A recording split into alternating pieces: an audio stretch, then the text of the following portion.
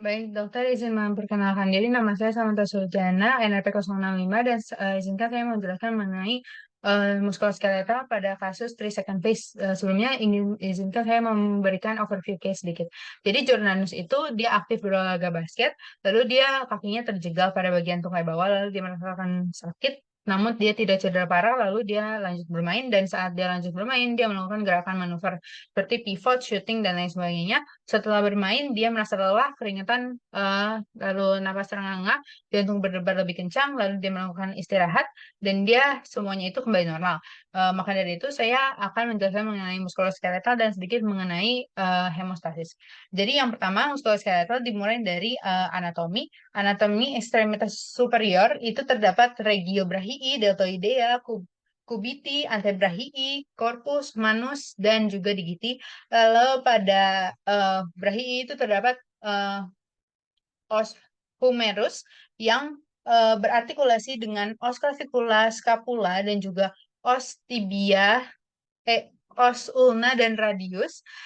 Ulna itu yang berada lebih medial, sementara radius itu lebih lateral. Lalu yang berada pada regio antebrachii. Lalu pada antebrachii ini dia berartikulasi juga dengan os yang pada manus ini ada metakarpal, karpal, dan falangs. Falangs itu ada proksimal, medial, dan distal. Lalu selanjutnya untuk muskulus itu terdapat pada regio deltoidea terdapat muskulus deltoidea. Lalu pada brachii anterior itu terdapat muskulus biceps brachii, pada posteriornya biceps triceps brachii. Lalu pada antebrachii pada bagian dorsumnya itu terdapat otot yang dapat melakukan supinasi atau supinator, muskulus supinator. Lalu pada bagian anteriornya itu terdapat otot-otot yang melakukan pronasi dan juga otot yang menggerakkan digiti, namun sifatnya itu longum atau panjang. Lalu pada manus itu terdapat otot-otot yang melakukan flexor, extensor, abduktor, dan adduktor yang sifatnya itu brevis atau pendek.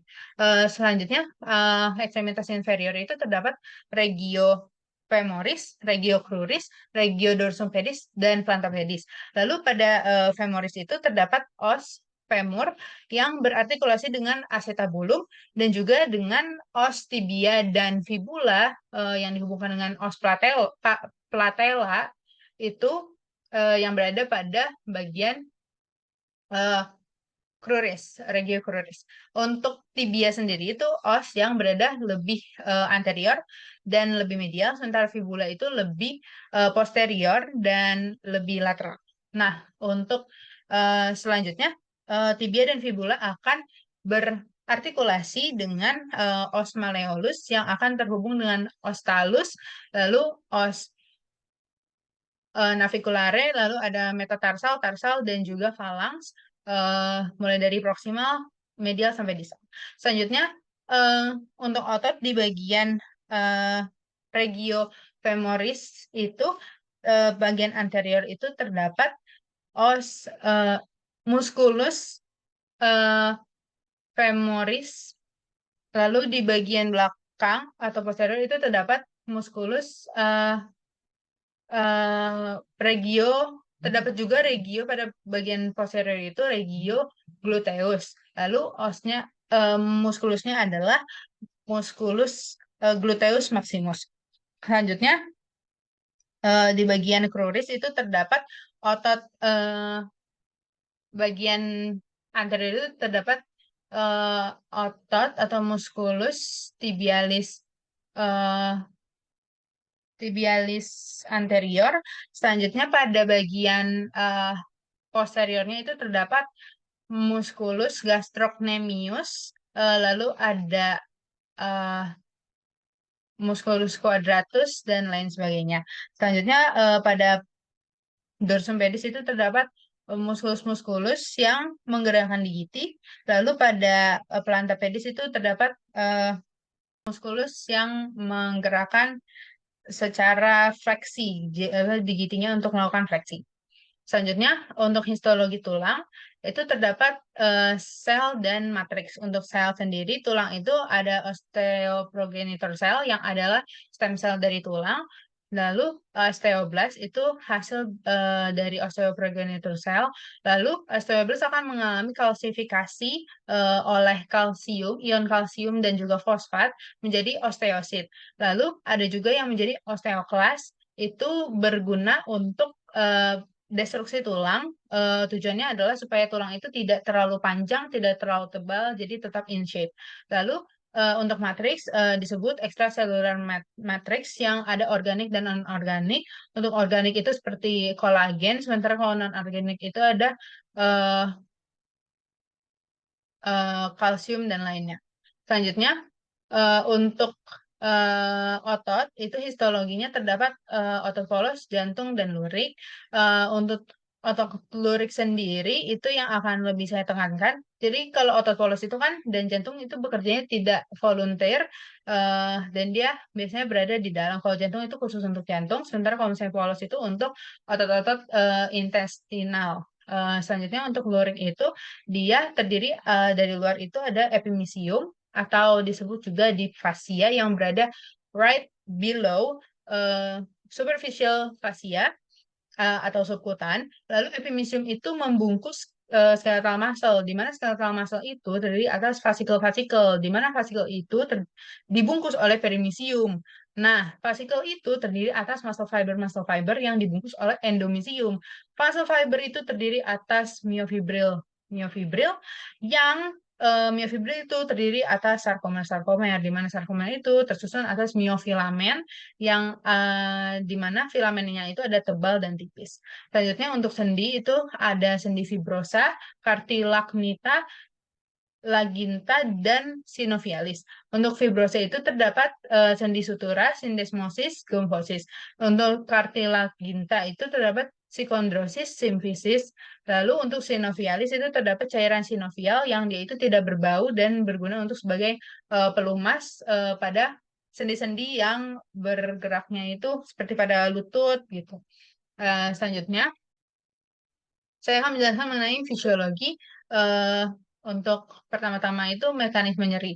Jadi yang Jordanus rasakan itu kan nyeri saat kakinya terjegal itu karena ada stimulus yang masuk, lalu dia merangsang nosireseptor, eh, lalu ada syaraf aferen yang membawa nyeri itu, si stimulus nyeri itu ke bone marrow, lalu diteruskan ke otak atau bagian talamus lebih tepatnya, lalu dia merasakan nyeri dan dia eh, kembali lagi mengirimkan apa seperti jawaban atau timbal balik dari stimulus tadi dari otak yang sudah diolah ke aferen dan melakukan aksi.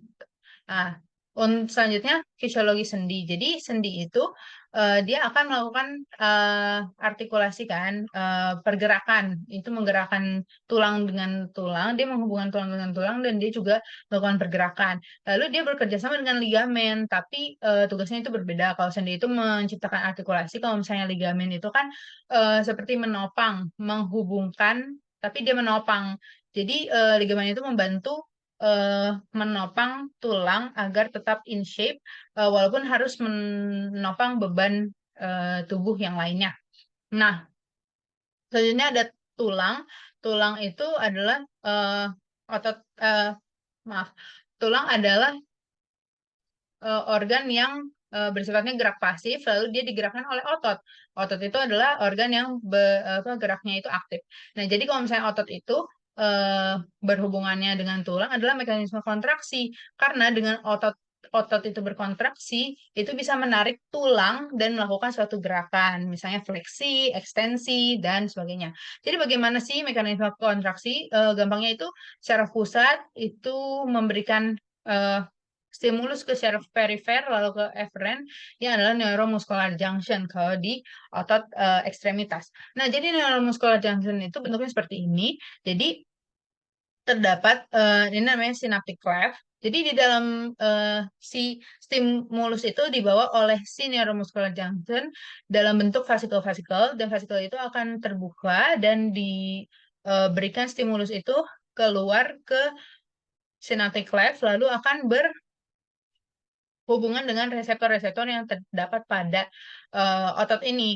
Nah, saat sudah sinaptik sinapsis itu menempel dengan reseptor, maka akan terjadi pertukaran pertukaran ion di mana yang tadinya di dalam sel itu muatannya negatif, yaitu potasium atau kalium, dia keluar lalu kalsium yang bersifat positif itu masuk ke dalam otot. Lalu kalsium ini dibawa oleh namanya ini titubiul atau tubulus T yang membawa kalsium itu ke dalam Re dan membuat lebih banyak lagi kalsium.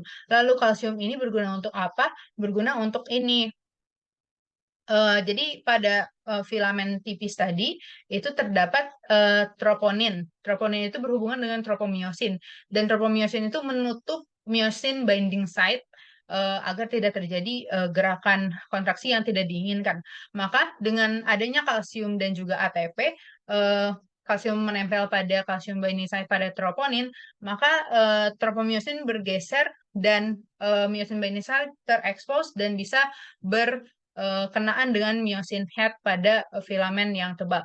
Lalu karena mereka bentuknya itu tidak sejajar, jadinya saat menempel tertarik, maka zona H yang berada pada filamen tebal itu akan hilang. Jadi mereka menyempit dan mereka akan mengalami kontraksi. Selanjutnya, saya akan menjelaskan mengenai hemostasis yang Jordanus alami. Jadi, saat jurnalis itu olahraga kan aktivitas meningkat, maka butuh ATP lebih besar. Maka untuk menghasilkan ATP ya kan seperti kita tahu juga itu dibutuhkan O2 yang lebih besar. Makanya nafasnya itu terengah-engah. Selanjutnya karena butuh O2 lebih besar, selain nafasnya terengah-engah, sirkulasi darah juga harus dicepatkan kan. Nah, itulah yang menyebabkan jantung berdebar lebih kencang. Dan itu juga menyebabkan suhu tubuh naik karena darah itu kan suatu hal yang bergerak dan suatu hal yang bergerak itu membawa suatu kalor. Nah, lalu suhu tubuh naik dan terjadi termoregulasi yaitu keringetan. Jadi akan terjadi vasodilatasi pada eh, permukaan pada pembuluh-pembuluh darah dan akan mengeluarkan uap keringat dari cairan di dalam sel. Lalu selain itu juga, saking cepatnya proses pembentukan ATP ini itu tidak diimbangi oleh asupan O2. Maka metabolisme itu kan harusnya secara aerob. Namun, secara aerob itu lebih lama, ya kan, melalui glikolisis, dekarboksilasi O2, Krebs, dan segala macam. Maka, karena O2-nya itu tidak cukup banyak, maka setelah glikolisis langsung loncat ke bagian metabolisme anaerob atau yang tidak menggunakan oksigen, lalu dibuatlah asam pirufat. Nah, asam pirufat ini yang menjadi kunci otot itu jenuh karena sifatnya itu asam, membuat otot itu pH-nya itu tidak stabil, membuat dia itu rasanya pegal. Makanya itu yang disebut dengan kelelahan. Eh, Selain itu, saya akan menambahkan sedikit mengenai neuromuscular junction tadi, mekanisme kontraksi. Jadi, setelah kontraksi, tidak hanya diam gitu aja, tapi terjadi lagi itu apa stimulus lagi, tapi secara kebalikan. Jadi, sifat yang antagonis. eh, Tadi kan myosin head-nya sudah berhubungan dengan myosin binding site. Nah, untuk melakukan relaksasi perlu dilepaskan. Nah, di situ perlu ada pertukaran ion lagi. Jadi yang tadinya saat kontraksi muatan otot itu positif karena kalsium, tapi sekarang kalium yang masuk kembali ke dalam eh, sel otot, lalu dibutuhkan juga ATP supaya bisa melepas si myosin head dari myosin binding site dan memutar kembali si tropomyosin itu menutup myosin binding site. Jadi kalau misalnya ada orang yang kekurangan ATP, kekurangan eh, apa ion kalium, potasium itu bisa banget terjadi yang namanya kram, yaitu kondisi di mana otot itu setelah berkontraksi tidak bisa kembali relaksasi. Eh, Demikian penjelasan dari saya. Mohon maaf jika ada kesalahan dan kekurangan kurang lengkap. Sekian, terima kasih.